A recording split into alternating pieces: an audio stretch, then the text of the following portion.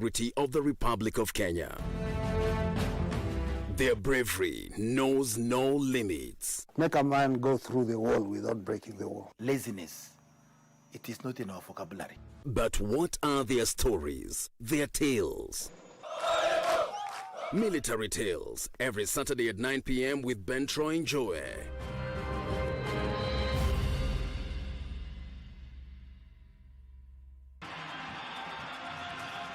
And Lamin Kamara with his first career goal. Ni muda wa kuhesabu kwa ajili ya kusherekea fasili na asili ya soka barani Afrika, ligi za ndani na magwiji wasiotambulika. Mangeni Alvin anaichanja ndani uzuri, David!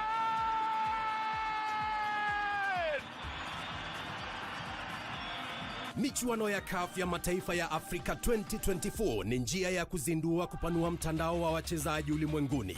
Timu itakayoshinda itazawadiwa dola za Marekani milioni 3.5 pamoja na kujivunia kulinyanyua kombe hilo. Pata manufaa zaidi kutoka kwa CHAN 2024 mubashara na kipute cha kipekee kwenye runinga ya KBC Channel 1, mwenzio wa dhati michezoni.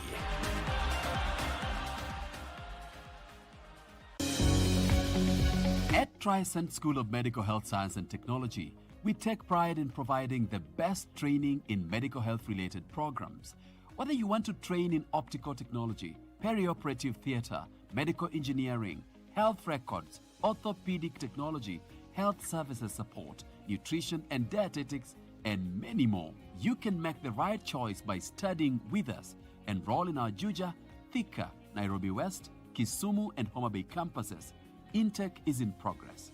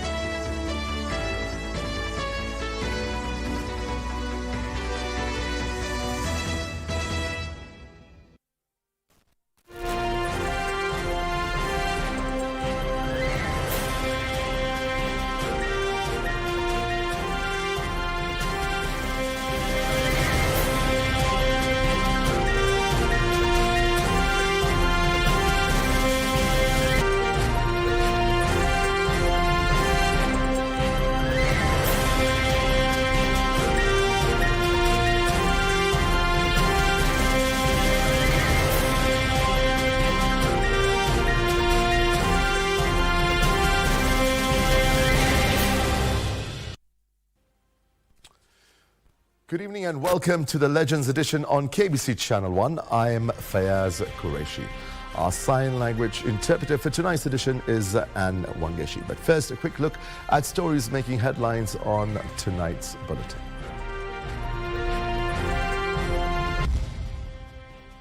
Judicial Service Commission faults police for discharging a firearm within the precincts of Ruiru Law Courts.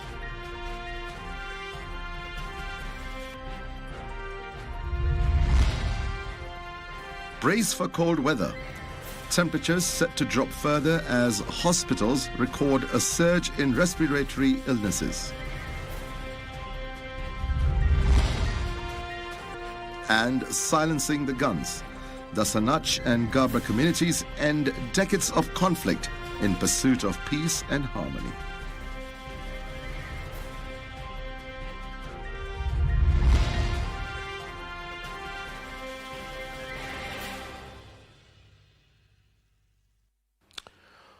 Welcome back.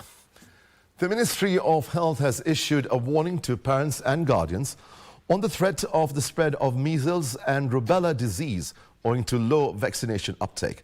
Health Cabinet Secretary Adan Dwale, speaking at the launch of an ambitious nationwide vaccination against the two diseases, said the ministry has recorded 18 measles-related deaths in the last 6 months. He urged parents and guardians to focus on completing vaccinations for minors.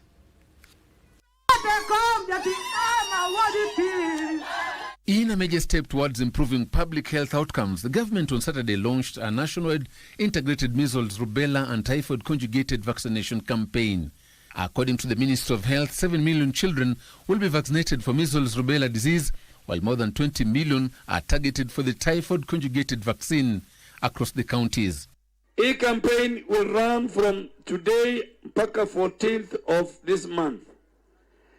Itakuwa ina target watoto wa mwezi 9 mpaka wale wa mwezi 59 for measles. I'm going to join my DCC here and all the others to make sure we mobilize parents to bring out children as many as they can so that they get this chanjo.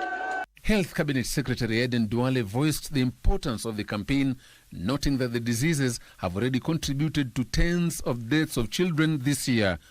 Typhoid conjugate vaccine offers a very strong protection of at least 4 years in just one dose. In Kenya, vaccine preventable diseases such as measles, rubella, and typhoid continue to pose a high risk, and particularly to the children under 5.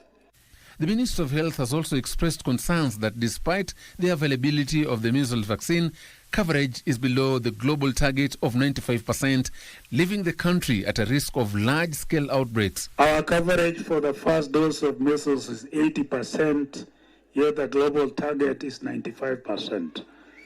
The target for the second dose is also 95%, yet our coverage is 60%. If untreated, 1 in 5 infected could die, and therefore the vaccines offer 97% protection.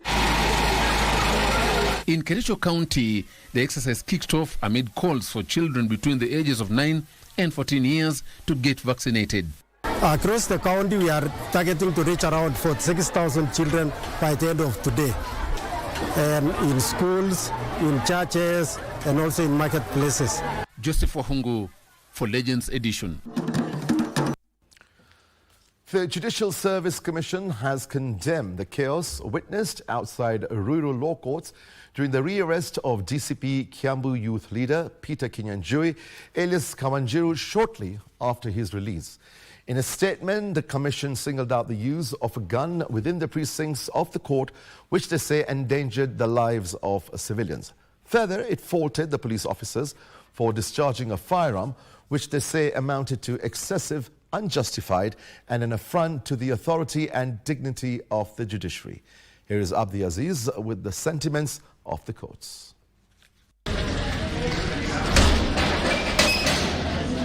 The incident witnessed outside the Ruiru Law Courts on Friday.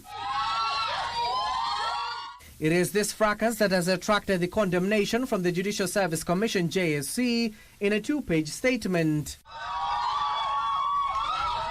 In the statement, JSC Secretary Winfrida Mokaya condemned the excessive use of force witnessed during the arrest of DCP Kiambu youth leader Peter Kinyanjui, alias Kawanjiru, shortly after he was released, urging all actors to refrain from acts that erode confidence in institutions charged with the administration of justice.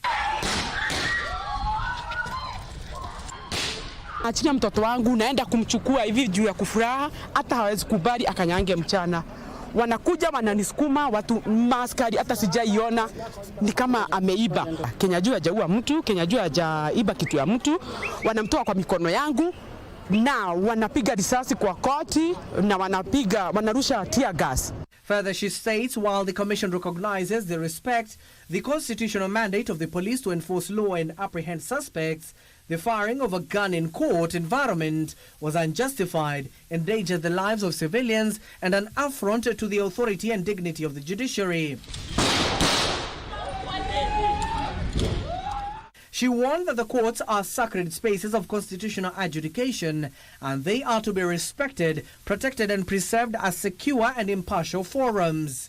That the respondent shall execute a bond of Kenya shillings 500,000 with 2 sureties of a similar amount, and 2, that the respondent shall not be found within 2 kilometers of the vicinity of the places mentioned in paragraph 10.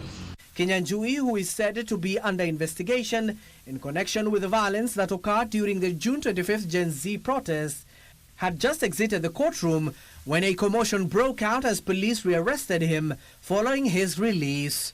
Abdiaziz Hashim for Legends Edition. For nearly a century, the Gabra and Dasanach communities of North Horr in Marsabit County knew each other not as neighbors but as rivals. Their story was one of mistrust, raids and silent grief. But today, something extraordinary has happened.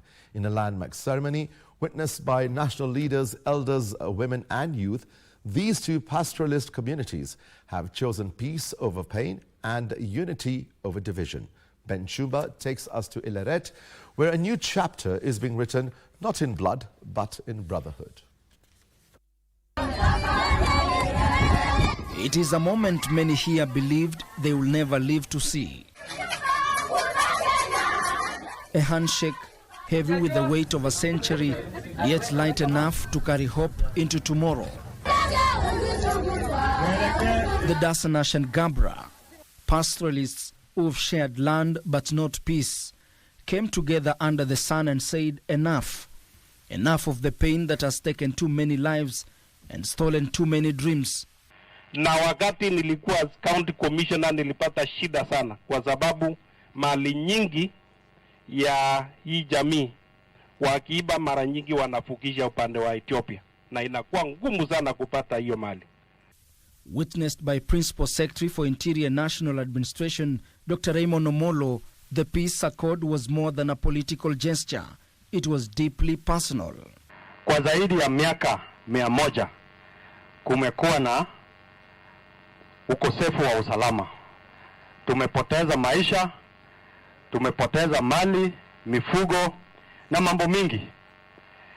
Na ndio maana kama wakaaji wa hapa mumeamua nyinyi wenyewe mkuwe na homegrown solution ya kutatua hii shida ya ukosefu wa usalama.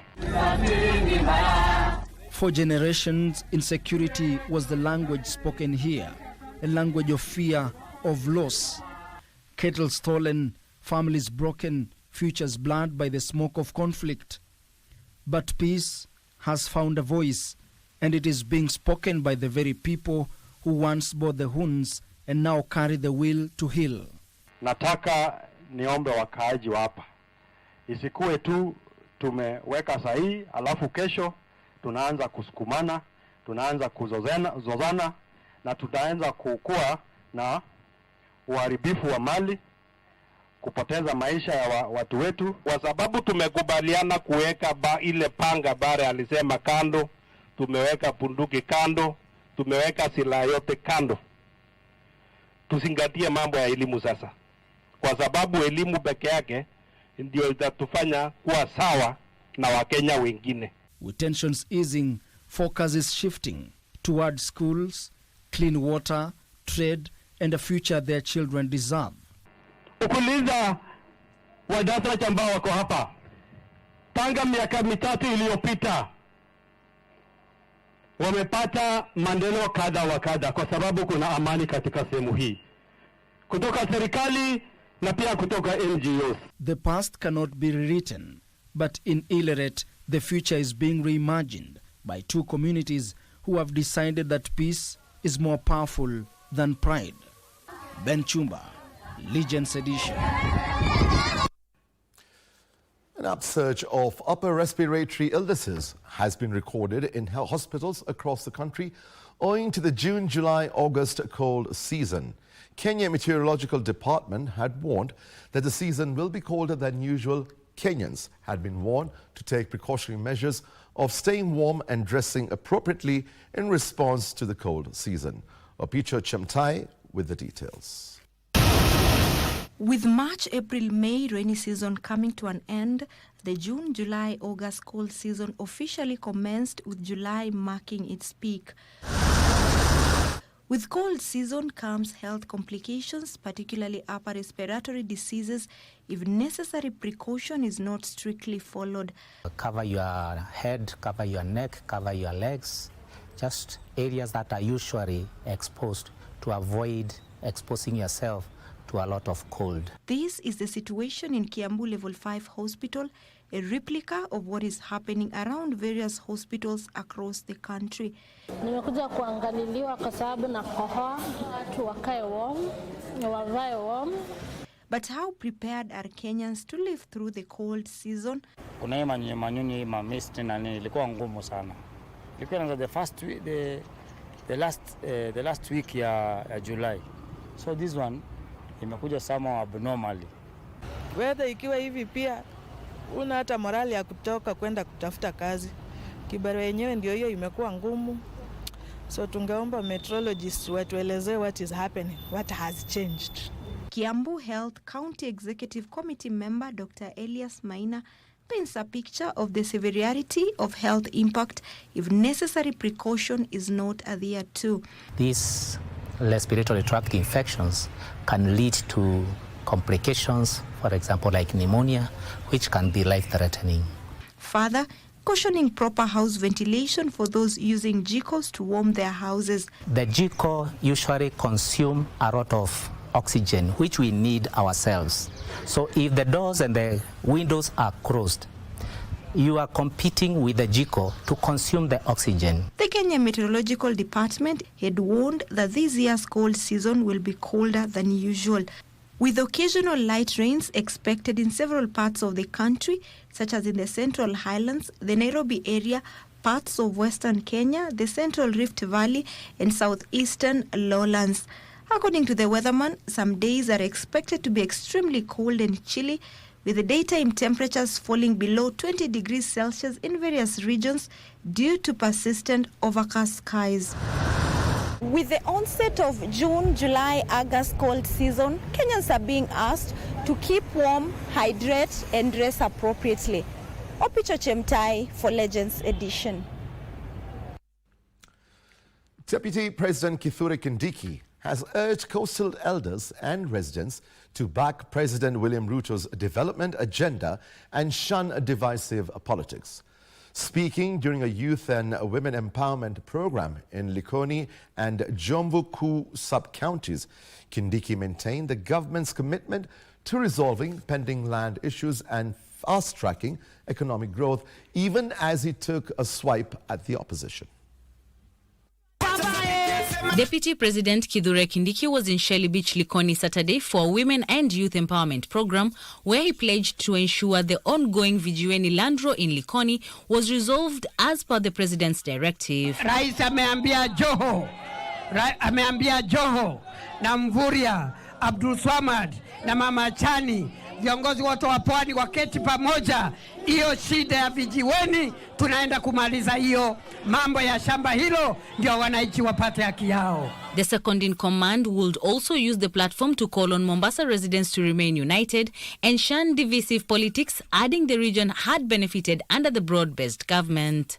Kwa hivyo watu wakikuja hapa, musisikize mambo ya ukabila, musisikize mambo ya kugawanywa, waulize Rais Ruto amefanya hivi, wewe wakati ulikuwa na kitu ulifanya nini? Kuna watu ambaye wamekuwa katika vyeo miaka nenda, miaka rudi. Sio? Sasa hivi wanakuja kwenu wakiwaambia ati nyinyi shida zenu zitatatuliwa na wao. Mmewasikia au hujasikia? Mmewasikia mjawasikia? Kwani Likoni imeanza leo? Wakatuambia kura zetu ni kidogo, lakini William Ruto akatuangalia na huruma, akapatia Joho kazi, akapatia Mvuria kazi, akampatia Kingi kazi. At the same time, he highlighted the different economic empowerment programs rolled out by the government to transform livelihoods at the grassroots. Tunajenga fish landing sites katika ukanda huu wa pwani, ndio wavuvi wetu wapate pesa, waongeze pesa mfukoni.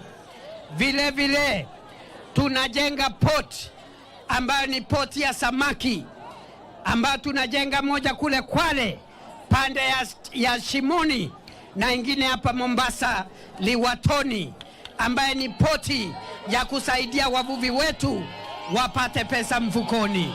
Kindiki also faulted government critics in the opposition, whom he accused of propagating tribal and divisive politics. Wakikuja hapa wale, muwaulize wamefanya nini? Wao walikuwa kwa mamlaka, wengine walikuwa makamu wa rais, wengine walikuwa mawaziri.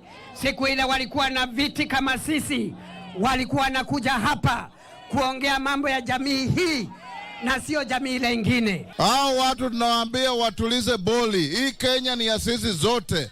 Hata mtoto kutoka hapa Likoni anastahili kuwa rais wa Kenya. Nyinyi mnaambia nini wale wa kabila wanauza ukabila Kenya? Wakome wasikome, waende wasiende. Wale wa kabila tuambia hawana nafasi Likoni, hawana nafasi Mombasa, hawana nafasi Pwani na hawana nafasi Kenya. He was accompanied by Mombasa Governor Abdul Swamad Nasir, Kwale Governor Fatma Achani, Speaker of the National Assembly Moses Wetangula, Blue Economy CS Hassan Joho, Sports CS Salim Vuria, South Bugirangu MP Silvana Sosoro, among other leaders. For Legends Edition from Mombasa County, I am Ann Boru.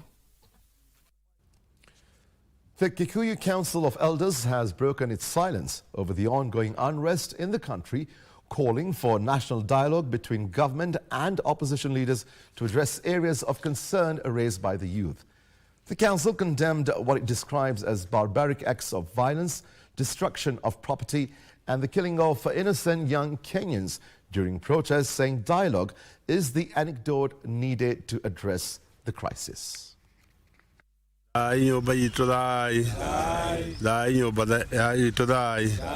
Speaking in Ruaka, the council led by the national chair, Wachira Kiago, linked the current crisis to political betrayal, lack of accountability, and growing deficiency of hope, especially among the young people.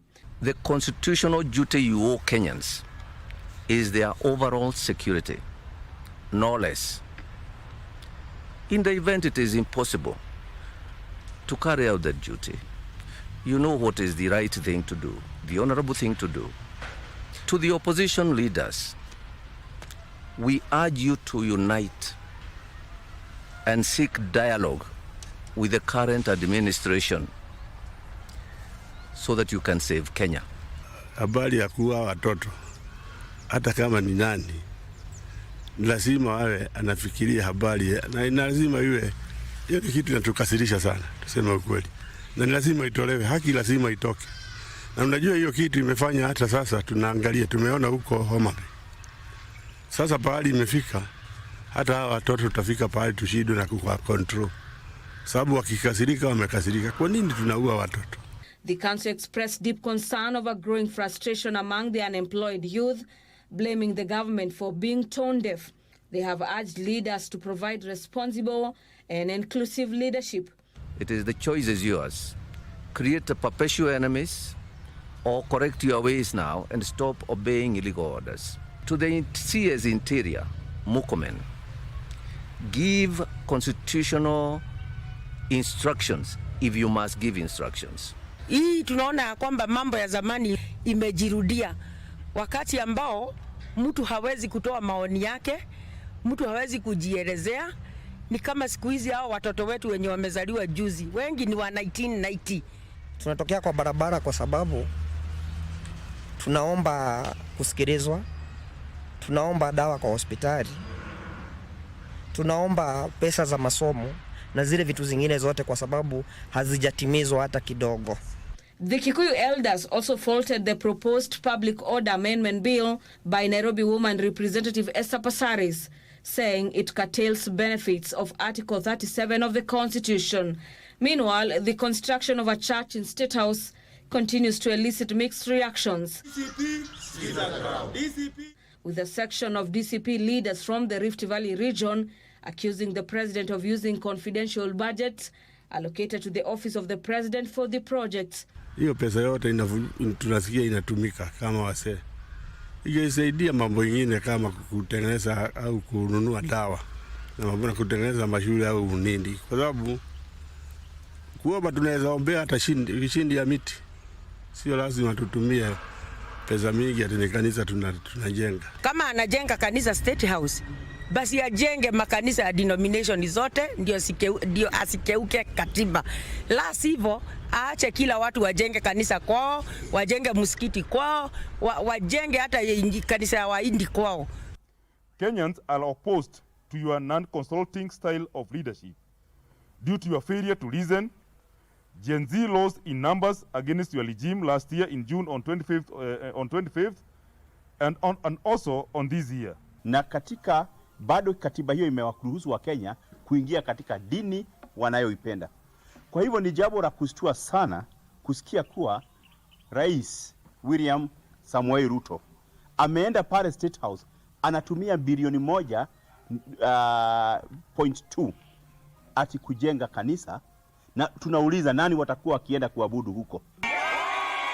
And finally, a section of leaders from West Pokot County have urged the region to rally behind the president, faulting the opposition leaders over the current wave of unrest. Iko watu Nairobi huko wameanzisha nyimbo wanasema one term.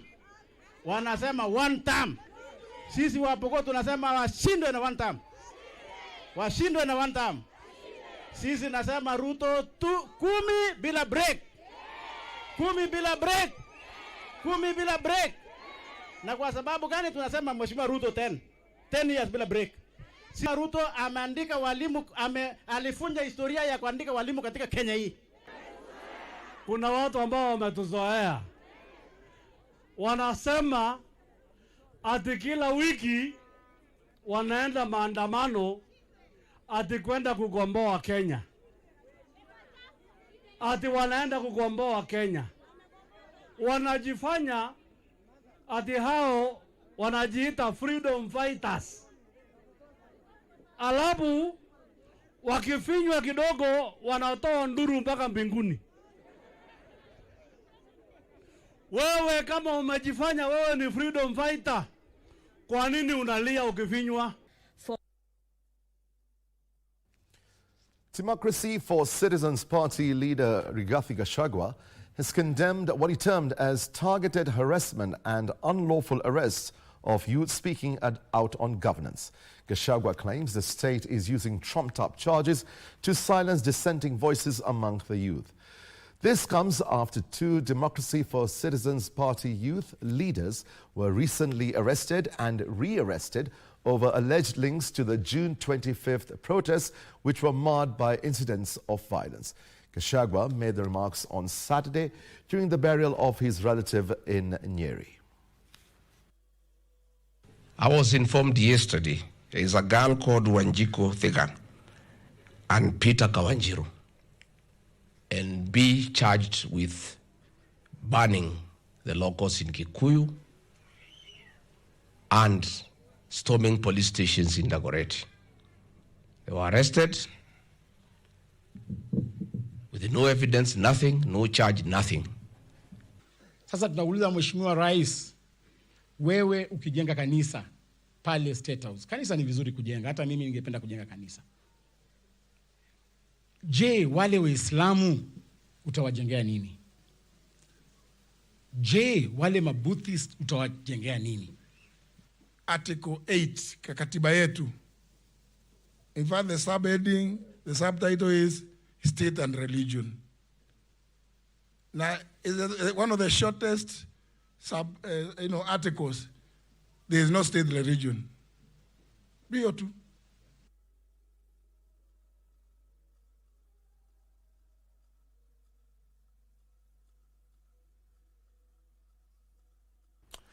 Right, it's time for a quick break, and we'll be back in a short while. Stay with us.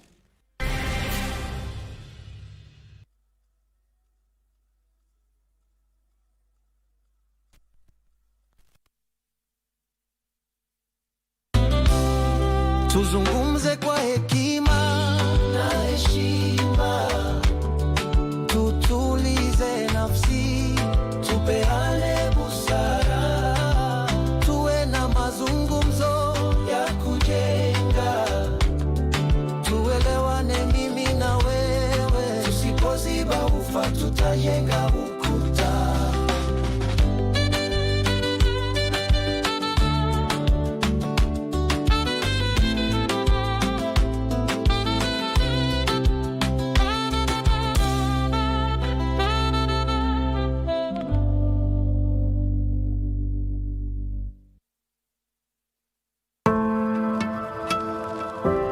The Ministry of Health is conducting a typhoid and measles rubella vaccination campaign in all the 47 counties from 5th to 14th July 2025. The typhoid vaccine will be administered to children aged 9 months to 14 years. The measles rubella vaccine will be administered to children aged 9 months to 5 years. These vaccines are safe, effective, and available free of charge at all health facilities, schools, markets, and places of worship near you.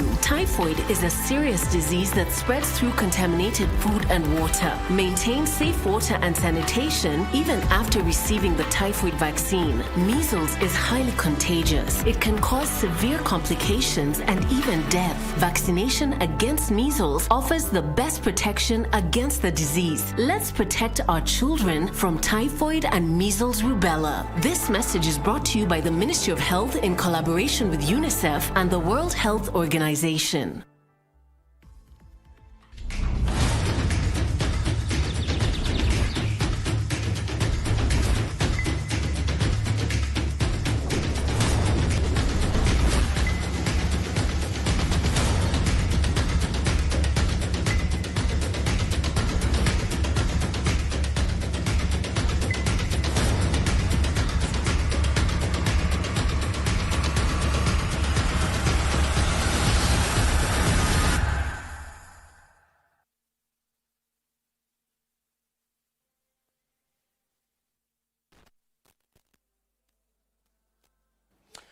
Welcome back.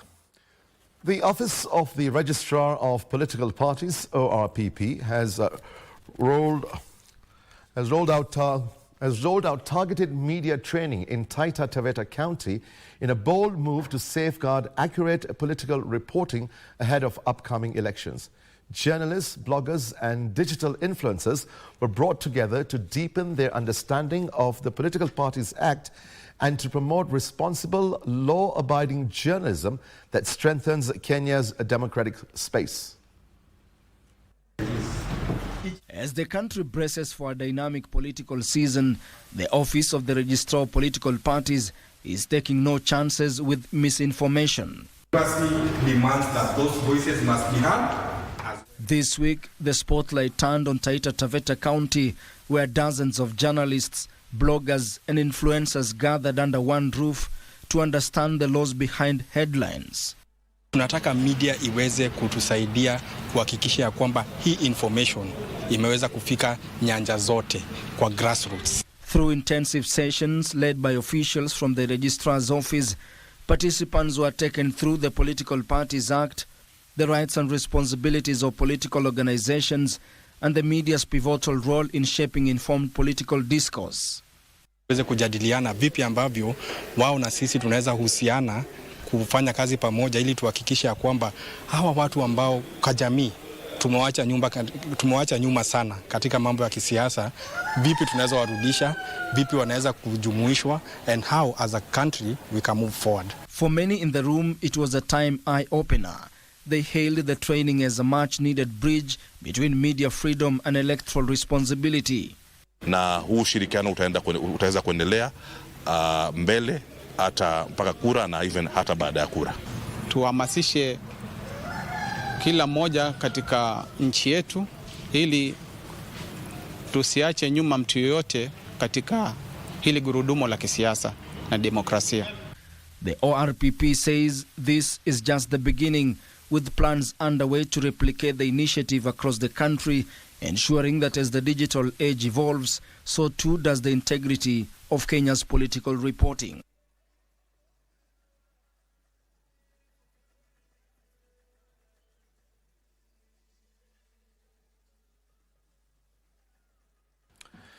Statistics from the Kenya Renal Unit reveal 1 in every 10 people in the country is living with kidney disease. But for Paul Obali, these numbers are not just statistics, they are his reality. His life took a different turn after both his kidneys failed, forcing him to undergo frequent dialysis as he desperately seeks funds for a kidney transplant abroad. Tonight, our reporter John Kahiro puts a face behind these statistics to tell the story of Paul's fight for survival. disease in Kenya is on the rise, with approximately 4 million Kenyans having some form of kidney disease, according to statistics from the Kenya Renal Association. The burden is particularly heavy on peri-urban and rural disadvantaged families who continue to struggle to meet the high financial demands of dialysis and treatment. At the Tanaka Nursing Home in Busia County, 27-year-old Erickson Paul Obali lies quietly on this bed. Beside him is a dialysis machine. The sound of the humming machine has now become part of his weekly routine after both of his kidneys failed in February this year. Erickson Obali was diagnosed with chronic kidney failure. That was back in February. It was back in February, and we actually had to initiate him on dialysis because his kidneys could not really cope up with his personal needs. And so Erickson has been on dialysis all throughout. That is from February, and he undergoes 2 sessions per week. Back at his parents' home in Alele's village at Teso South constituency, the family has been pushed to the brink. Tuanze kuugua, tumepitia changamoto si haba. Tumejaribu kukusanya familia pana kuhakikisha kwamba tunakusanya pesa, lakini zile pesa ambazo tumekusanya ni kidogo sana ili kwamba hatuwezi kufanya lolote. According to his father, every session has now become a race against the time and money as the family struggles to raise funds to ensure Erickson makes it to each dialysis appointment. Tangu Eric apate hii shida, tumekuwa na changamoto with a cost of about 10,000 per session, which is quite expensive for the family. And so far, the only ultimate option that we have for him is actually a kidney transplant. Despite the grim financial reality, there is a flicker of hope. Good Samaritans have offered him a kidney. However, he requires 1.9 million shillings for transplant in India. Tuliweza kupata wale donors ambao walijitokeza kusaidia mtoto wangu, na our donors wameshafanya blood grouping. A cost the family can't afford. He's now seeking financial support from well-wishers for the transplant. Tumejaribu kuitisha harambee ambayo imejumuisha watu kiasi fulani, lakini bado imekuwa ngumu. Zile pesa ambazo tumepata ni kidogo sana. Nakumbuka harambee tulipoitisha tuliweza kukusanya tu 60,000. To help Erickson, send contributions to M-Pesa number 0711545439 under the name Joseph Obali, who is his dad. John Kahiro for Legends Edition. The county government of Kilifi has rolled out decentralization of snakebite treatment in all sub-county hospitals to improve access to care and reduce delays in seeking treatment. Snake bites are a significant public health concern in Kilifi, especially for children. Here's that story that has affected many in the semi-arid and arid areas of Ganze, Malindi and along the coastal strip, as told by Tess Mutai. Slithering in the glass cages with the twists and curves, different colors, shapes and sizes are just but some of the snake types that have left the residents of Kilifi County with sad tales. We visit Zidza Charles Kahindi's home, whose granddaughter at the age of 3 has had her limb amputated after being bitten by a snake while sleeping. Tukampeleka hospitali dispensary, tukapata usaidizi, tukapata ambulance pale, tukampeleka Malindi hospital, akalazwa. Tukaendelea na matibabu mpaka dakika za mwisho, tukapata mguu shanza kuharibika. Ndio madaktari wakasema hawezi saidika, ni akatwe. Ndio akafanywa hiyo operation, akakatwa huo mguu. The family has been appealing for compensation. Nyamapori amemharibia, yani maisha yake venye iko. Sasa kama serikali itamsaidia basi tuangalie mtusaidie, manake saa hii uchumi wake tu kwa hali ngumu. Another survivor, Zakaria Muturi, a snake handler at Watamu Snake Farm, lost his middle finger after he was accidentally bitten by a puff adder he was treating. They had to increase more vials of antivenom kwa sababu nilikuwa nimevimba mwili mzima. Wakaniambia kwa sasa ile mahali imefika, hii kidonda vile kinazidi kuendelea kinaweza affect the other part. So akaniadvise ni vizuri kiondolewe kabla hiyo haijafanyika ili nisije nikapoteza mkono wote kwa jumla. Ni uchungu ukiumwa nao nyoka. Ilikuwa ni the worst pain I have ever felt. In order to minimize fatalities as a result of snake bites, the Kilifi County government has rolled out decentralization of bites treatment at all sub-county hospitals to get the management and treatment of snake bites closer to the people. Kilifi County Referral Hospital Senior Clinical Officer Mohamed Shebe says the county last year alone recorded over 500 cases in its medical facilities. Shebe said the management of the bites depends on the type of venom. Especially during rainy season, we see more of snake bites compared to the dry season. And initially we used to have a lot of problem because we didn't have a very good anti-venom that we were using. But now it's available. So our management has become much easier. Amos Nthenge, the Kilifi County Coordinator of Neglected Tropical Diseases, says all the 7 sub-counties report at least a case or 2 of snake bites, with fatal cases being reported in Ganze, Magarini and Malindi. We have several neglected tropical diseases. Cases, not very many, but sometimes when we have the fatal cases, reaching the hospital, because the management of a snake bite is mostly done in hospitals. Malindi-based Biocan snake farmers applied for a license for the production of antivenom in the country to offer homegrown solution to the problem. In this farm, which has over 300 types of snakes rescued from across the country, the attendees are busy performing a delicate procedure of extracting venom from the snakes. Venye tunaweza kufanya venom extraction without risks in a protective way. Pia tunaonyesha watu kile kinastahili kufanyika na ni wapi haswa dawa inatoka. With a number of people often losing their lives to venomous bites, the residents hope that a permanent solution will be reached. For Legends Edition, I am Teresa Mutai.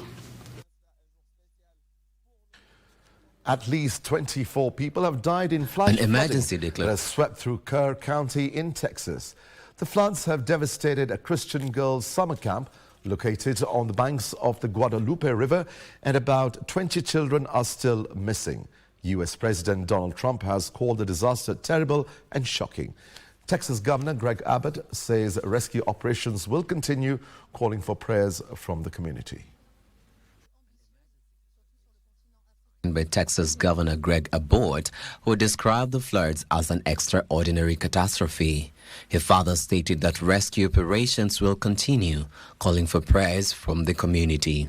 U.S. President Donald Trump has called the disaster terrible and says the floods is shocking. The official said that weather forecast gave no indication that such a severe storm was moving into the area. 24 people have died following the flash floods, with 20 children reported missing. Rescue efforts are being hampered by the limited access to the area. Roads have been washed away and phones are down, making it difficult to contact people. A fresh alert warning has been made of dangerous flash floods in the part of the state. The residents near creeks, streams and the Guadalupe River have been urged to move to higher ground as the rain is expected to continue overnight and through to Sunday. Aaron Marie, Legends Edition. Military logistics officers are at the heart of any mission, ensuring the wheels continue turning. These officers ensure operational readiness by managing the supply chain, transportation, maintenance and distribution of resources, including feeding the troops. Retired Senior Sergeant John Ole Suntu was a logistics officer who was part of the United Nations peacekeeping mission in Namibia in 1990 that led to the country's independence from South Africa. He graces this week's edition of Military Tales.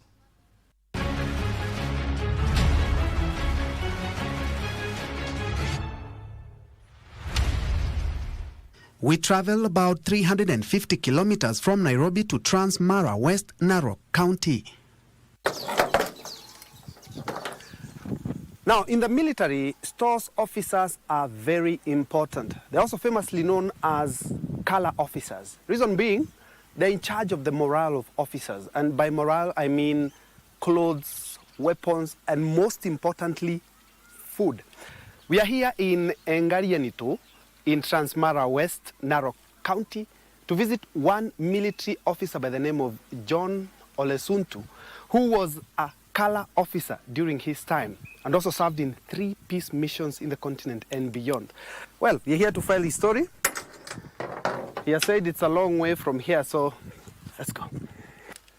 We meet a military veteran a few kilometers from his home, and we have to trek half an hour to get to his homestead.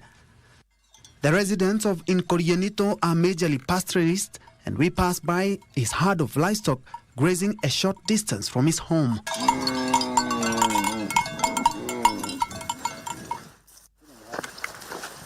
We finally arrive at his home.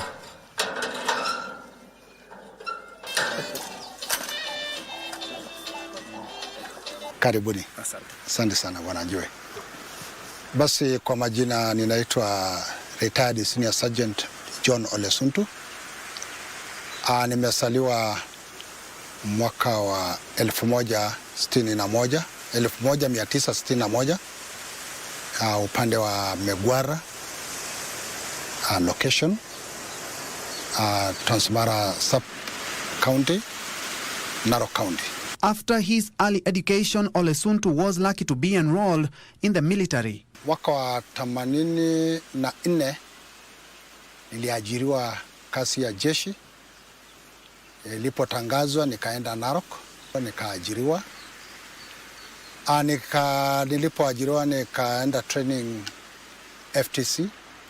Saizi inaitwa KMA. Nikafanya training pale miezi 6, nikamaliza. Nilipomaliza nikapelekwa transfer kutoka recruit, nikaenda kikosi cha kwanza One Care. Nimekaa pale miaka karibu 25 katika One Care. Ulijiunga na One Care? Yeah. Ni majukumu gani ilikuwa ya kwanza ya wewe kufanya? Mimi ni trainer sa infantry na niliingia katika infantry unit nikiwa rifleman. Lakini baadaye mimi nikakuja nikaingia kwanza Skinola, nikafanya training ya Skinola for 9 months. Nikamaliza. Nilipomaliza ndio nikaenda Namibia, nikajiunga sasa, nikaenda tena change trade, nikaingia katika stores logistics. So nikaingia katika administrative. So nikafanya hiyo kazi for almost about kwa ajili jeshi nimefanya for 31 years, 279 days, which is 9 months. Ndio nilifanya jeshi, nikaretire nikiwa senior sergeant kutoka kikosi cha 15. In 1990, under Lieutenant General Daniel Opande, Ole Suntu was part of the United Nations Transition Assistance Group, UNITAG, UN Peacekeeping Force, deployed from April 1989 to March 1990 to Namibia, known at the time as Southwest Africa, to monitor the peace process and elections there. 89, nikafanikiwa nikaenda Namibia, tukafanya kazi pale, na hapo ndio jeshi letu lilinua jina la Kenya juu. Hata wazungu walikuwa wakiangalia, wanasema kweli jeshi la Kenya liko na watu wenye discipline ya hali ya juu na well trained. He was part of 2 other UN peacekeeping missions. Tukakuja tukaenda AMSOM 2013 December. Umeweza kwenda katika peace mission 3. Kazi yako hususan ilikuwa ni gani na ni yapi uliweza kuyaona? Nilikuwa rifleman. So hapo kazi ilikuwa ngumu because tulikuwa tunaenda kuweka wale watu wajue ya kwamba independent ni nini.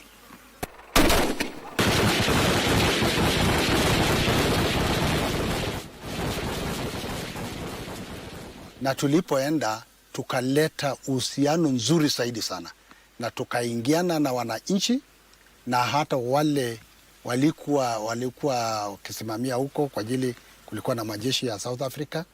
Wakakubali ya kwamba hapa sasa ni hawa wanatosha kufanywa nini, kupatiwa independent Namibia. 1992 nikakuja kubadilisha, nikaenda katika logistics storekeeper. So wakati nilipokuja kwenda Southern Sudan nilikuwa storekeeper. So nilikuwa CQMS ya company. Mimi ndio nilikuwa ninafanya logistic ya company yote mzima. So kila kitu ile mahitaji ya askari anahitaji. In those missions, working as a logistics officer, also known as Kala, he explains why these officers are very essential in any mission. Kazi ya Kala ni muhimu, ndio roho sasa ya kila kitu. Unajua Kala ako na kila chochote anayohitajika katika kwa askari. Yeye ndiye ako na chakula, ako na mavazi, ako na viatu, ako na chochote ile ina askari anayohitaji kuanzia mguu mpaka kichwa. Tumbo ni Kala. So ni mtu mmoja muhimu naye pia katika kazi hiyo, na yeye ndiye anapigana vita kubwa kuona watu yake wameshiba, wako na moral, ile kitu inayohitajika anawatafutia kwa haraka sana wapate. Kama ni silaha mpya anataka kuhakikisha kwamba watu yake nayo wako na hizo vitu. So chochote ile inayohitajika mpaka ipitia katika mikononi mwa Kala. Na ndio sasa unapoangalia yeye ni mtu, yeye ni kama sasa mama ya kila mmoja. Tulikuwa tunafanya kazi usiku na mchana kwa ajili wale watu wako huko mbele wanahitaji mahitaji kutoka kwetu. Na sisi lazima naye tukasike pande hii na hawa naye wapate kufanya kazi pale mbele. And having seen war firsthand, he enlightens Kenyans on the essence of peace. Amani ni kitu moja mzuri sana. For example, ukiona tu hata nyumba peke yake kifaragana. Kanyumba tu kadogo kifaragana. Hata yule mtoto hakuwa anajua ni kitu gani inaendelea, atakosa siku hiyo chakula.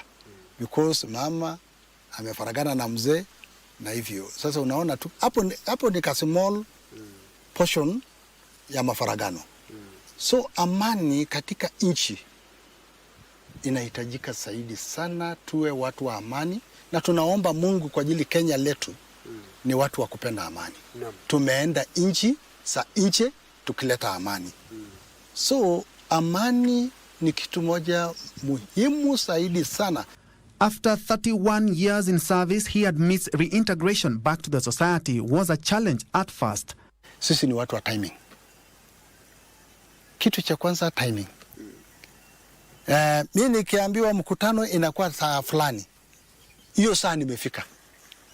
So ninapofika katika hiyo mkutano unakuta watu wengine bado hawajafika, huwa inanisumbua zaidi sana. Why? Kwa nini hao watu hawezi keep time? So cope up na hii timing bado haijaingiana mpaka saa hizi. Saa hii niko na karibu miaka 9, 10 na haijaingiana. He challenges young soldiers to take advantage of the numerous opportunities in the forces to better themselves. Nafurahi sana kwa jeshi na ninawapenda zaidi sana. Kitu cha kwanza nilienda kuendelea na masomo. masomo yangu vile nilipotoka nilikuwa darasa la 7, lakini nilienda kusoma mpaka sasa nimetoka, ilikuwa equivalent of a person who is ako na diploma kwa ajili ya masomo. Kitu naona ya kwamba ilikuja kufungua wanajeshi macho ni wakati wa Tonje. Tonje alifanya kazi nzuri zaidi kwa wanajeshi na alibadilisha mambo mengi zaidi sana, na ikawa sasa wanajeshi ndio wakaanza kujijua kwamba kumbe, na ukaona matraining zingine zikikuja zikifundishwa ya kwamba there is one day and one time utawacha jeshi na utaenda kuungana na raia. The father of 4 is now in his retirement but still keeps himself busy. Niko na mke moja na niko na watoto 3 na 4 ni adopted, nimeadapt. Niko na ng'ombe zangu, nafanya kazi kidogo kidogo. Huwa ninapenda kusoma Biblia. Mimi ninapenda nyimbo sana za dini, tena mimi ni mwalimu wa nyimbo. And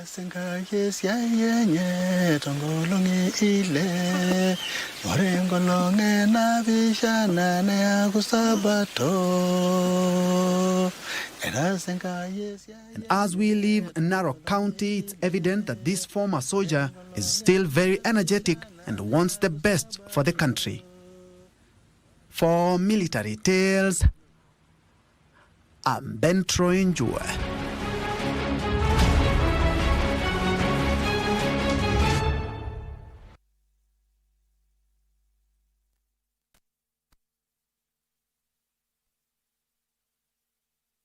Looking to advertise on KBC? KBC announcement services are now available on eCitizen. Visit kbc.ecitizen.go.ke and fill out the online application form. It's simple. 1. Complete the form. 2. Upload required documents. 3. Receive a quotation based on word count. And 4. Get notified via SMS when your announcement is ready. Please note, clearly indicate the type of announcement, service station, and all relevant details. 2. All applications must be made online only. Manual submissions will not be accepted. And 3. Announcements will air after news bulletins. For assistance, reach us on email ecitizen@kbc.co.ke or use our social media handles, Facebook, your Facebook account, and X at your X account. Or you can call us on 0723-892-654 or 0734-780-124. KBC announcements. Simple, fast, and digital.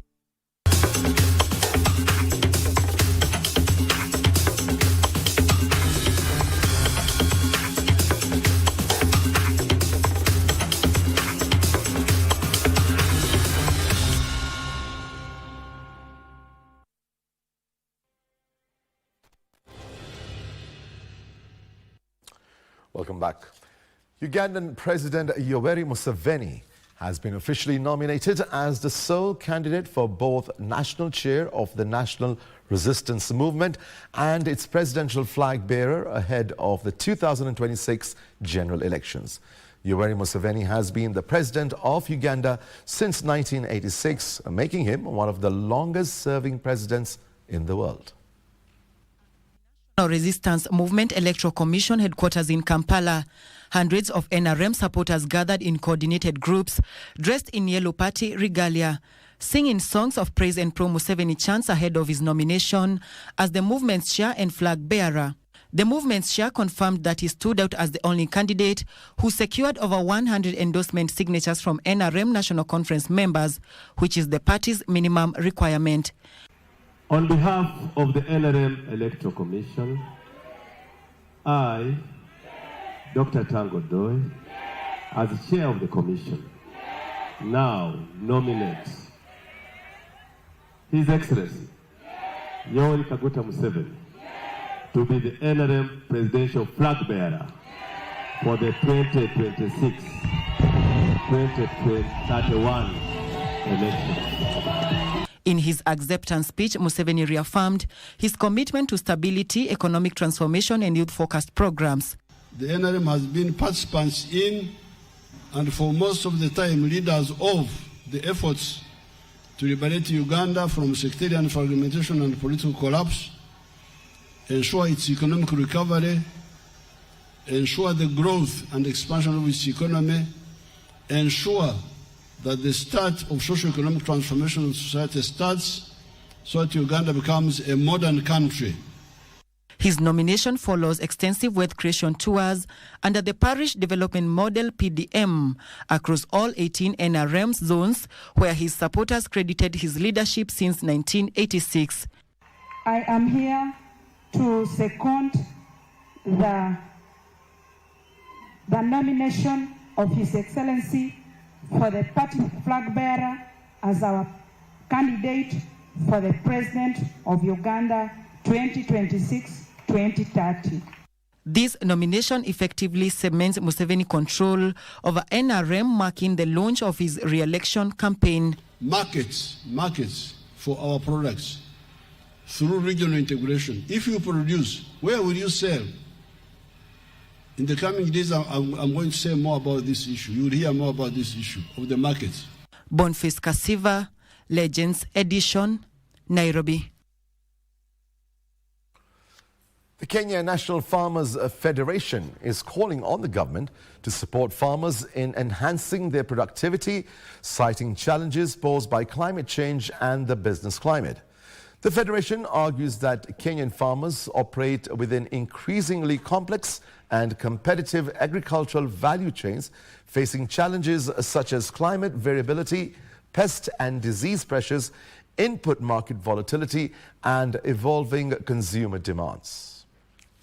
Move aimed at enhancing output for farmers across the country. KNAF has begun championing farmer-centered extension approaches that bridge knowledge gaps and empower producers to thrive within the value chains. And we are happy that some of the things that we requested or we put forth have been adopted into the finance bill because that is going to support agricultural development in this country.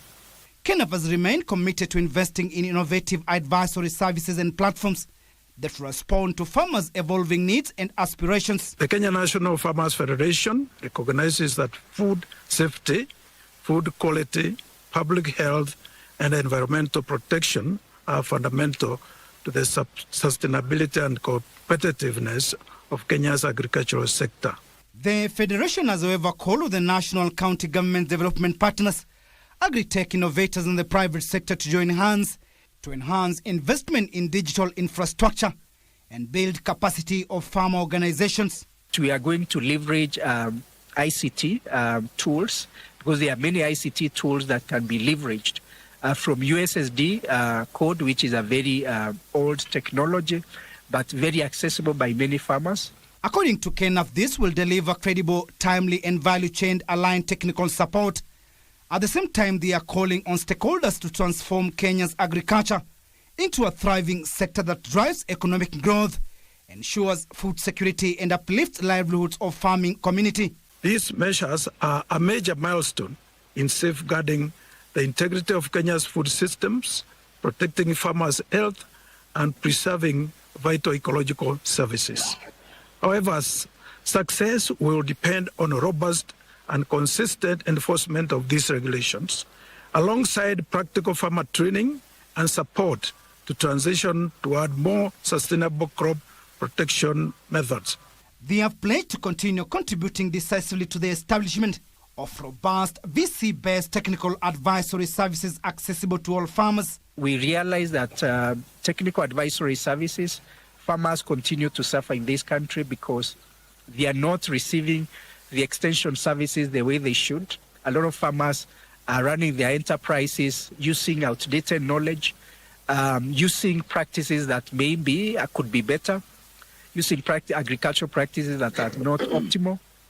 Timothy Kipnosu for Legends Edition.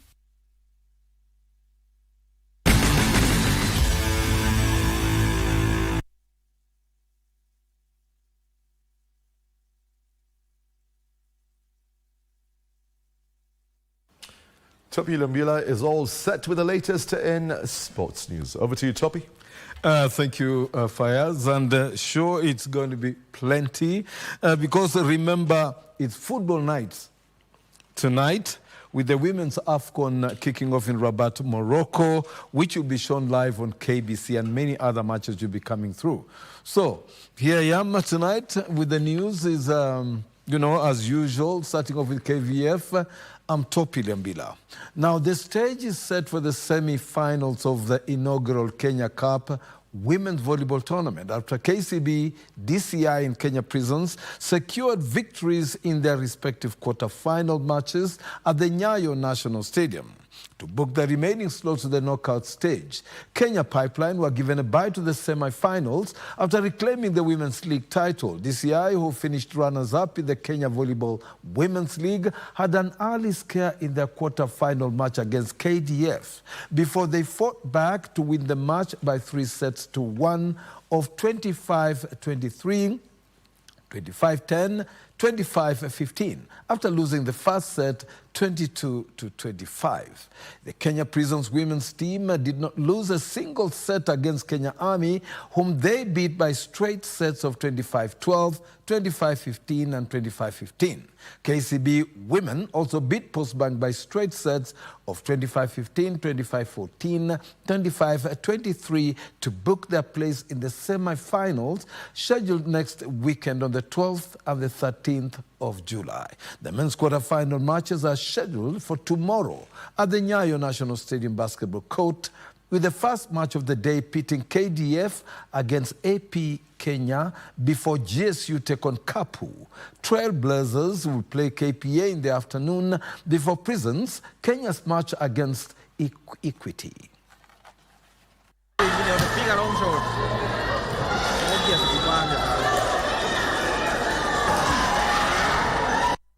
Now, the national men's hockey team has intensified training at the City Park grounds in Nairobi as they gear up for the upcoming Africa Cup of Nations in Egypt. Under the tutelage of coach Mike Malungu, the team is determined to make a strong impression in the tournament after clinching a bronze medal in the previous edition of the championship. Frederick has the details for us tonight. Saturday, on a chilly morning, the national men and women's hockey teams intensified their training ahead of the upcoming Africa Cup of Nations. With a mix of experienced players and young talent, the team has been focusing on building their strength, agility and endurance. So far, so good. I'll say the preparation has been well. We've been able to turn up in good numbers. This is the largest group that I've ever seen. The last time we played Africa Cup of Nations, we got a bronze. So this time we're aiming for the gold, but we'll see what will happen. But we are prepared very well.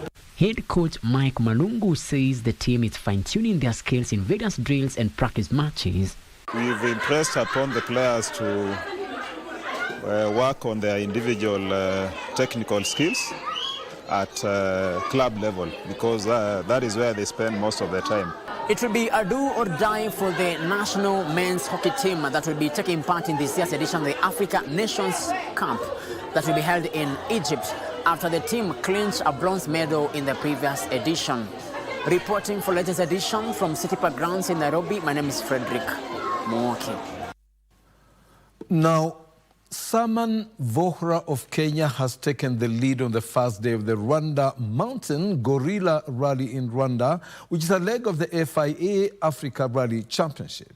Saman, co-driven by Dew Starrock, had a good run in his Skoda Fabia Rally to post 8 minutes 5 seconds, followed by host Davide Giansalo, who was navigated by Sandrini Sheja in a Mitsubishi Lancer Evolution X. Kenya paraplegic rally driver Nikhil Sachania, co-driven by Deep Patel, was third in his Ford Fiesta Rally 3, followed by Ugandan duo of Joshua Mwanguzi and Luanga Hamza.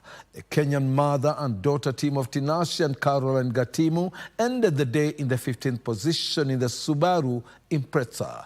The Africa Rally Championship reigning champion Karan Patel and his navigator Tosef Khan crashed out after an incident in stage 3, which forced them to repair the Skoda Fabia R5, hoping to make it for a restart in the second leg.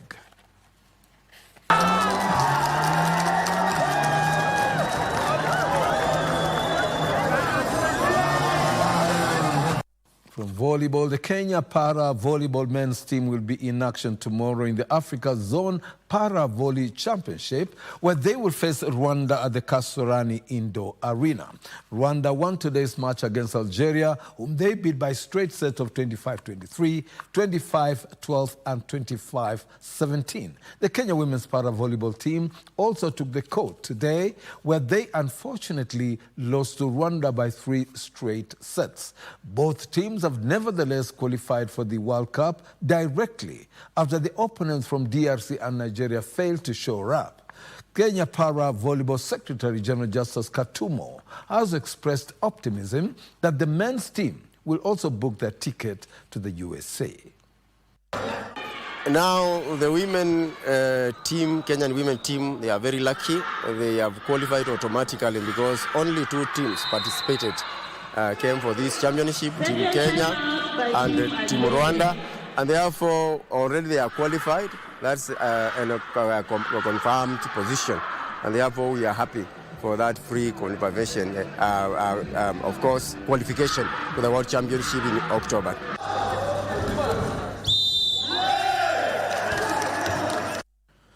From the International Tennis Federation, the 2020 Under-12 national tennis champion Zeyan Virani has won the ITF J30 boys singles title after beating Vincent Viska of Germany by 2 straight sets during the finals, which culminated on Saturday afternoon at the Nairobi Sports Club.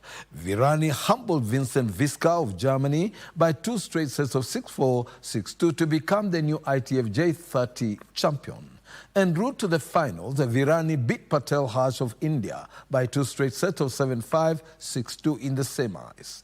The championship was used to improve rankings for junior players under the age of 18.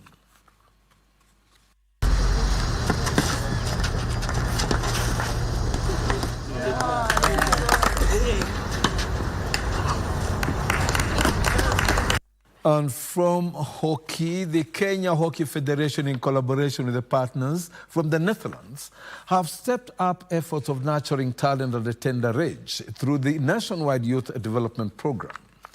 Our reporter Frederick Mwoki spent time with the implementers of the program and shares the following story with us.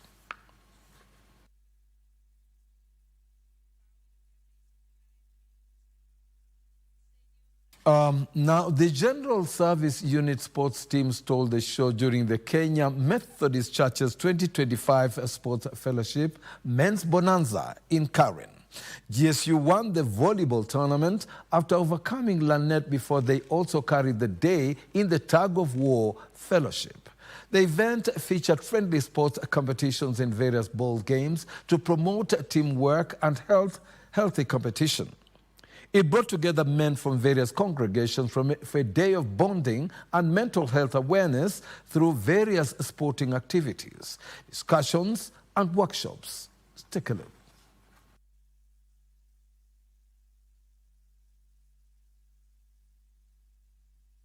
This is an event that brings all men from all over the synod to come and exercise their physical fitness in a number of activities that happen outside here. We have volleyball, we have tag of fellowship. This brings together around 52 churches within the Nairobi region, extending all the way to Nakuru and the beginning of Kajiado counties. We have structures of 17 circuits. Those 17 circuits are gathered here today to bring together the men who are members of those churches together in a spirit of cooperation. Now, the Kenya Hockey Federation, in collaboration with the partners from the Netherlands, have stepped up efforts of nurturing talent at a tender age through the nationwide youth development program. Our reporter Frederick Mwoki spent time with the implementers of the program and shares the following story with us. City Park grounds in Nairobi. Over 100 children aged 10 to 16 are learning more than just the game of hockey. They're learning discipline, teamwork, and self-confidence. Usually target kids from 5 years to 14 years. Then after 14 years done, now we release them to now schools and also the national team. Some of them are here. Ona wakigrow, unaweza ona tuko na watoto hata wa 3 years. Some of these coaches walianza hapa na wamerudi ku give back. The program, backed by Dutch Hockey Development Partners, provides training equipment, mentorship and regular coaching clinics. A lot of support from people back home in the Netherlands who see what the kids are doing and the coaches, and they're like really impressed. So they're willing to help with like providing sticks and shoes and all the gear. And I think we're doing more and more, so more kids are joining, and we're also doing more and more off the pitch. So I think you already mentioned it, but we're also giving like computer classes, but also mental well-being sessions. For many of these young players, the program is more than just a chance to play. It's a shot at a better future. Try and nurture them. We ensure that they know how to hold the stick, how to pass the ball. Then there's those discipline classes and hygiene classes, computer classes also are there. Thing here ni kunacha watoto tukue na hockey like all over, tukue na hockey mzuri ambayo imeanza chini. Most of us tulianza hockey tukiwa high school.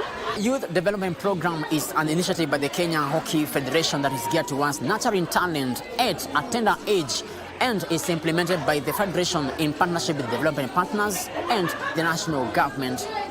Reporting for Legends Edition from City Park grounds in Nairobi, my name is Frederick Mwaki. From the hockey pitch to the squash courts, where Zimbabwe's Ryan Gwizima has termed his recent win of the Karen Squash Open as the most important title of his career so far. Gwizima, who is based in the UK, reflected on his win at the upcoming competitions, remaining hopeful of qualifying for the 2028 Olympic Games. Let's take a listen.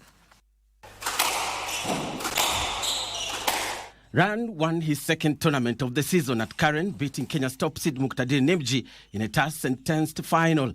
The work that I've been putting in the last couple months is paying off, and this is just the beginning of many. I like the way I was playing and the way I found a way to win, even though I wasn't playing my best squash, but definitely gives me a bit of confidence going forward. It helped me increase my PSA rankings. I'm going to get about 30 PSA points, so that should be something to move me up the World Tour rankings, because it's important to get the ranking up so that you can play more tournaments ultimately. Yeah. Ryan says for Africa players to stand a chance of competing and becoming the best in the world, the sport needs to be developed from the grassroots, proposing increased funding for the programs that support the game. I think that in Africa we just need to increase more funding for the players, especially for squash. The more we can increase the funding and get help from the government, everyone, sponsors, it will really boost the squash and the sport, you know. So in Europe, they have lots of funding that they get. So this enables them to train harder and enables them to travel around the world. They're always supported. So it's really important that the funding comes into play so that people can actually travel the world and represent their countries. The squash protege has benefited from his stay in UK, where he has been best, training and gaining the much-needed exposure. I say that I've experienced a lot of coaching, like top-quality coaching, from my coach, who is Johnny Harford. He's an ex-world number 50 in the world player. So he was once a very good professional. So I'm currently working with him right now, and I've really improved my squash in the last 2 years. So I'm competing regularly in tournaments, traveling a lot, and training hard, training with other people locally in the clubs, so meeting other professionals. So I think that's an advantage, getting to train with the top athletes that you want to be competing with on the PSA circuit. With squash being an intense sport, players in the court cover as many kilometers as they can, which requires a fit body and mind. Okay, in terms of kilometers, I'm not 100% sure, but all I know is that we do many kilometers, but the match can last up to between 60 to 80 minutes of intense stretching, lunging, sprinting, running, physical. Like, you really have to be fit, because if you're not fit, you're most likely prone to getting injuries and all sorts of that, but you really need to be fit. And yeah, I'm just not sure for the kilometers, but I can last for as long as possible. The game demands for split-second reactions from players in instances of rallies. Ryan shares what helps him stay focused in such situations. Especially when in those long rallies where I'm feeling a bit exhausted, tired. I am working with my mentor coach, Jesse Engelbrecht from England. So we are working on my breathing techniques that I use in between my games to help me cool down and rest and think about the next point and breathe. So that really helps me breathing in, breathing out through my nose. And yeah, that really goes a long way because it helps clear my mind and bring in oxygen to my brain in those important points. Ran picked up the sport courtesy of his father, a former coach who introduced the game to him while he was aged 4 years old. My dad started playing squash when he was 28. He's the one that taught me the sport. So ever since then, when I was 4 years old, I started playing the sport at my club where my dad was actually coaching at. So in Zimbabwe? Yeah, in Zimbabwe. Yes, at suburbs in Bulawayo. So ever since then, my dad has been coaching me until I went overseas when I was 12. His desire to become the best player in the world is palpable. I want to be the best squash player possible. At the same time, I want to be the best version of myself. And to me, I love playing squash. It's what I've wanted to play since I was a kid, and nothing has ever stopped me from playing the sport because I love the game and I have a strong passion for the sport. So I want to see where that can take me. But I really want to motivate people and tell my story, especially kids in Africa, kids around the world, young kids, to motivate them that it's possible. Whatever you want to achieve in life, as long as you put your mind to it, you can achieve it. No matter where you come from, whether you have money, you don't have money, or you don't have skill, you can do it if you put your mind to it. Anything is possible. Now, the 12-team Women Africa Cup of Nations will kick off tonight with host country Morocco playing Zambia in the opening match of the tournament at the Olympic Stadium in Rabat, Morocco. The match, among others, will be televised live on KBC Channel 1 from 11 p.m. The final of the tournament will be played on the 26th of July. So keep the date and stay tuned to KBC. A penalty? Well, she's pointed to the spot. Hosts Morocco will take to the Olympic Stadium in Rabat tonight, hoping to begin the 2024 Women Africa Cup of Nations on a positive note against Zambia. Morocco finalized their preparations for the continental tournament with a 4-0 friendly win over Tanzania. And the shoot from there. Oh, back of the net. What a goal. What a time to score. Goalkeeper completely caught out. She did not expect. Ibtisam Ejraidi, Gizlan Shebak, Imene El Ghazwani and Najat Badri will hope to put their names on the score sheet as they did in that game against Tanzania. Their opponents Zambia concluded their preparations last month, losing to continental champion South Africa 2-0 in a friendly. Morocco and Zambia have also been drawn together with Senegal and Democratic Republic of Congo in Group A. Just off the tips of El Remich, and there's nothing she could have done. Delved with the ball. Morocco go into the tournament hoping to win their maiden Africa Cup of Nations title, having finished second in the previous edition, as they are boosted by the fact that they made their Women World Cup debut 2 years ago. Their opponents Zambia also played at that World Cup in 2023 and finished one spot behind Morocco in the last Africa Cup of Nations and are rated the underdogs in tonight's game. 3 more matches will be played tomorrow. Senegal will play Democratic Republic of Congo. Nigeria will face Tunisia, while Algeria take on Botswana. Twist and turn in the 18 yards, and that's how it happened. But it no was slide the at all. ball given. Interesting goals there in the preview. Hope to see more of those goals in the tournament itself as it starts very soon. Now, 5 designated football venues will run their capability to host a high-caliber match before the 2027 Africa Cup of Nations. The 5 football grounds will play host to the 2024 Africa Nations Championship, set to kick off on the 2nd of August this year. In Kenya, the 60,000 capacity Kasarani Stadium and 22,000-seater Nyayo National Stadium will be the venues for the home-based players tournament that will run until the 30th of August. The Benjamin Mkapa Stadium and the Aman Stadium will be the two chosen venues in Tanzania, in addition to the Mandela National Stadium in Uganda. A total of 19 teams will compete for the trophy in the African Nations Championship that will be televised live on KBC Channel 1, with Kenya's Kasarani Stadium expected to host the final game on the 30th of August. Stay tuned.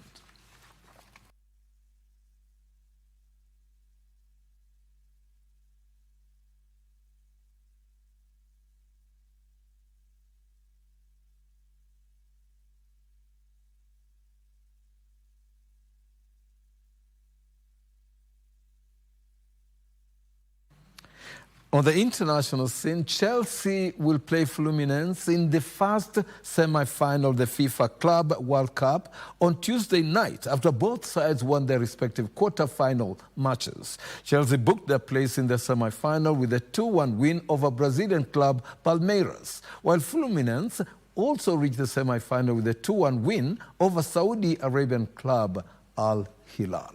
Some of the action. Spain would then go and win the Euros. Can a year on, Marc Cucurella helped Chelsea to the Club World Cup.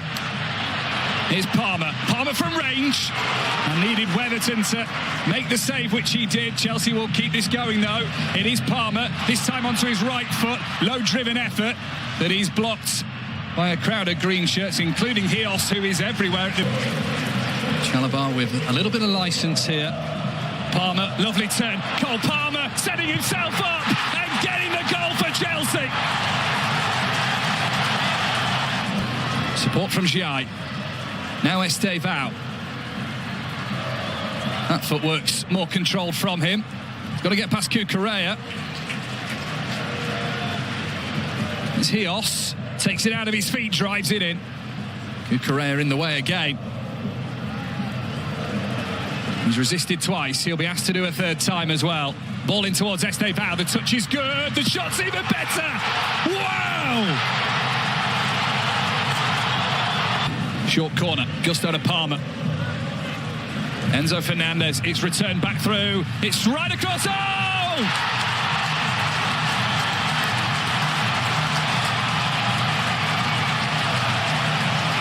Malo Gusto for Chelsea restores their lead.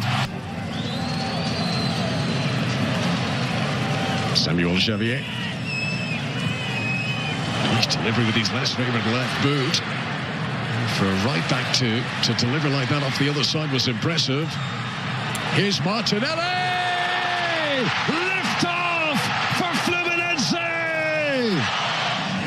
5 minutes played already in the second half in Orlando. Deeper this time. Koulibaly finding space, and it's in! Marcos Leonardo! They've done it again! Al Hilal, the masters of scoring early in the second half. Again, another lovely disguised pass, but Koulibaly's alert to the danger. Chance of a counter-attack for Al Hilal. Immediately stopped by Hercules, and he fancies a shot too. Don't think it would have had the power, but Ruben Neves blocked, and here's Hercules! Fluminense in front for the second time in this quarterfinal.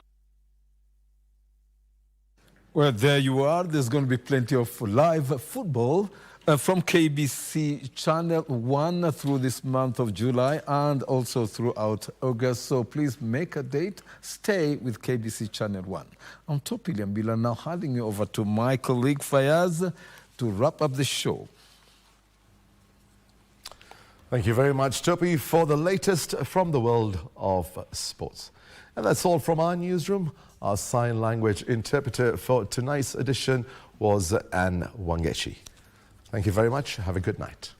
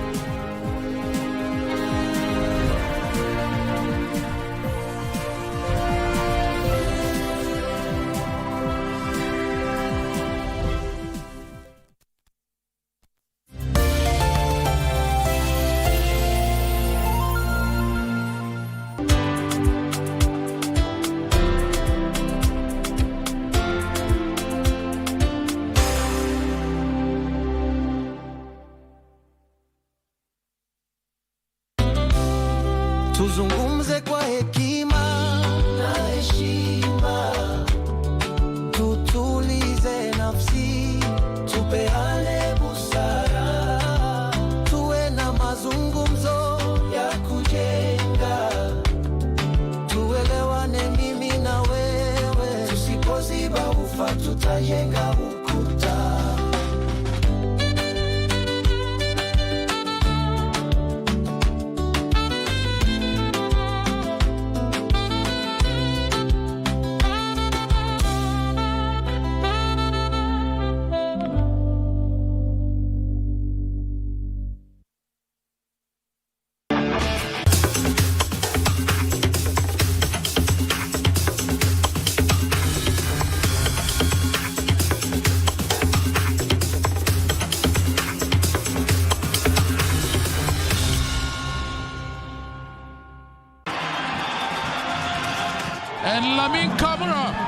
With his first career goal. Ni muda wa kuhesabu kwa ajili ya kusherekea fasili na asili ya soka barani Afrika, ligi za ndani na magwiji wasiotambulika. Mangeni Alvin anaichanja ndani uzuri, David!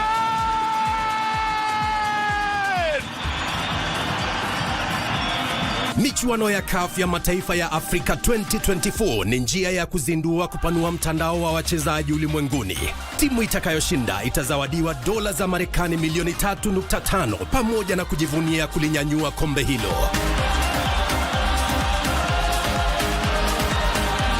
Pata manufaa zaidi kutoka kwa CHAN 2024 mubashara na kipute cha kipekee kwenye runinga ya KBC Channel 1, mwenzio wa dhati michezoni.